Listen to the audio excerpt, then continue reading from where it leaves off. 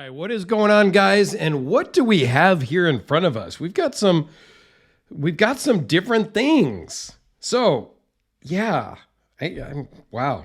We have the Pohan Leu Hamachi really to talk about today, but because this reminded me so much of the Shargnivko Ryu, I had to bring them both out together.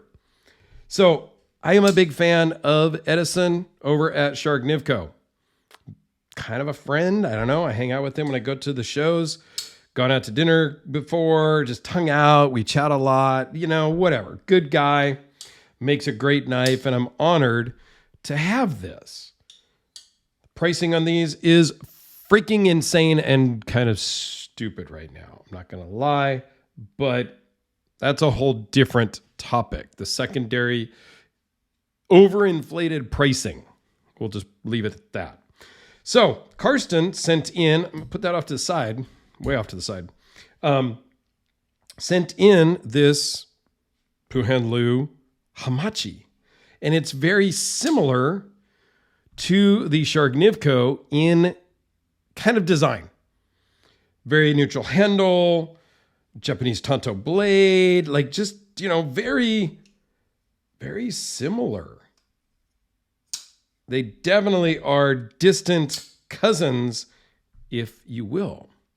It's kind of like a Ryu jumbo-sized a little bit, but yeah, and I don't know who came first, who's on first, what's on second. I don't know who came first, the Hamachi or the Ryu. But if you like the Ryu, you're going to really like this guy. So let's just dive into the specs real quick. It's 5.5 inches closed, 9.5 inches overall with 3.9 inch blade. So you get 3.67 inch cutting edge, and the thickness behind the edge is basically the same thickness as the blade, 0.156, because, we'll zoom in, it has what's called a Scandi grind, which means there's no secondary bevel. I don't know that it's going to show on this one. Yeah. So here you have the hollow grind or the flat grind in the front, and then you have this secondary bevel at the very edge.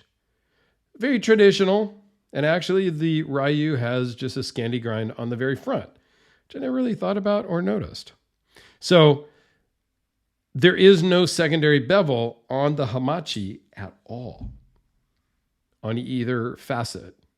So it just starts here at the flat and goes all the way down to 0. And it is crazy sharp. I have a piece of paper here. A lot of people go, hey, why don't you do cutting tests? Nobody ever does cutting tests on videos. I don't typically do a bunch of cutting tests because I just don't. But even the tip is sharp. Whoops, that was my bad. So, yeah, it just cuts.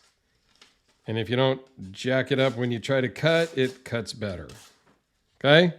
So, super sharp. Scandi grind has its advantages.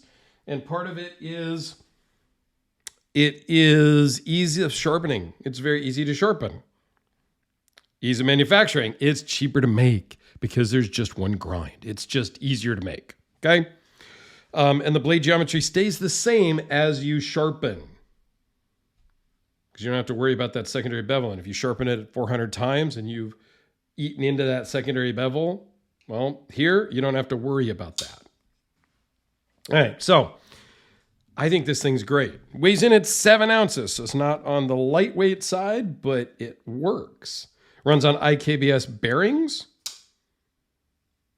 And the detent is a little bit strong, but it's, I don't know, it's no stronger than the RJ Martin. It's maybe even a little bit less. And it's about the same.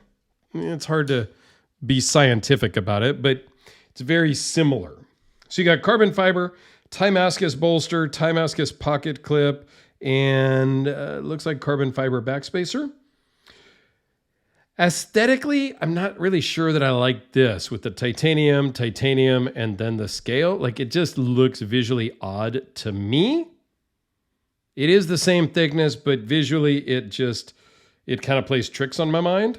So I would much rather have had a full scale of carbon fiber or like a little tiny inset liner for rigidity.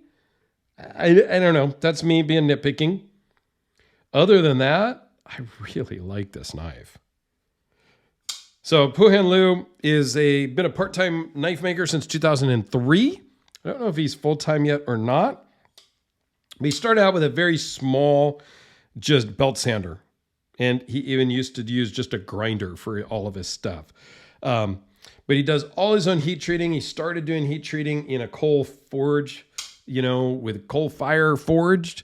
And that just wasn't getting a job done. So he ultimately did buy a heat treat kiln and has been off to the races ever since. So I think what's cool about it is it's a great knife.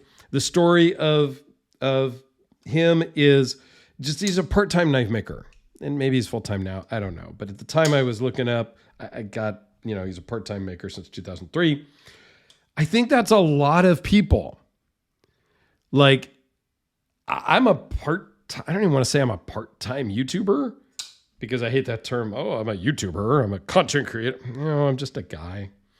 And I'll just do a couple of size comparisons here as I ramble a little bit about the part-time thing. There's a lot of knife makers that are part-time that do amazing things that you may not know are part-time, right? And I'm not going to call people out, but there are knife makers that have regular 9-to-5 daytime jobs, and they make knives in the afternoons and in the evenings and on the weekends.